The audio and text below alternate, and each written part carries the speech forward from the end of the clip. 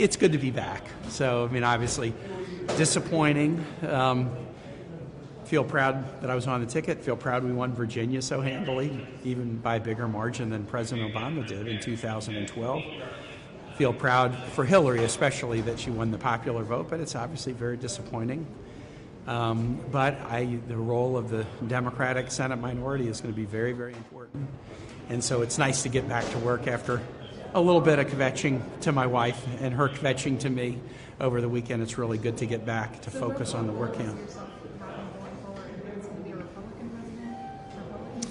Because of the role of a Senate minority, you know, we have the ability to cast a very clear spotlight on things. We have the ability, in some instances, to slow things down that should be slowed down, and even the ability to stop things. And so my motto coming back is advance everywhere we can and defend everywhere we must. And that's my mindset coming back in. And, you know, if anything, I think the work on the Senate on the Democratic side has now just even gotten more important. Have you talked with Donald Trump or Mike Pence? I've talked to Mike. I haven't talked to the president-elect. How was that conversation? It was good. It was good. We talked maybe Thursday. I think it was Thursday. What are your thoughts on, when you gave your speech last Wednesday, you mentioned that Hillary Clinton won the popular vote. Yeah. What are your thoughts on the Electoral College? You know, I don't have a proposal to alter it or change it. But I just think that that's an important thing, that she not only made history by being the first woman nominee of a major party, but she also won the votes of the most Americans. That they said, we look at Hillary Clinton and this is the person that we want to be our president. And I think that's an important thing for her to hold on to. You know, I would rather not.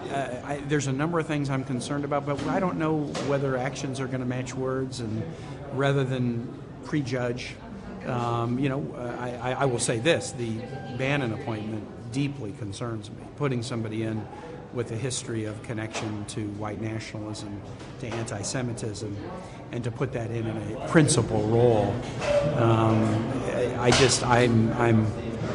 I'm disturbed, but anybody who's followed the campaign can't be surprised at it. This is not an aberration. This is part of who Donald Trump is and who his supporters are. So that one is an action already that I'm very concerned about. But rather than predict other actions that I might be concerned about, I think we need to let him make the decisions, and we'll comment upon them as they happen.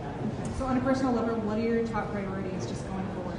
You know, the attitude of, advance everywhere we can and defend everything we must. I mean, that's a general attitude, but the same priorities. I'm going to spend a lot of my time battling on armed services and foreign relations issues. The armed services so important to Virginia, and it's only going to get more important. So national security is going to be really important to me.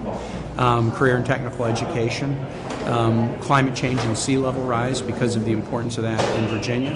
So same, you'll see me working on the same things I was working on before. All right. Missed that vote. I mean, Ann and I did 950 events, and we had a blast along the trail. And obviously, the outcome wasn't what we hoped, but that's what life is. Thoreau said, "I love my fate to the very core and rind." It's not all fruit. There's core and rind to it. So that's part of life. Hey, NBC News fans, thanks for checking out our YouTube channel. Subscribe by clicking on that button down here, and click on any of the videos over here to watch the latest interviews, show highlights, and digital exclusives. Thanks for watching.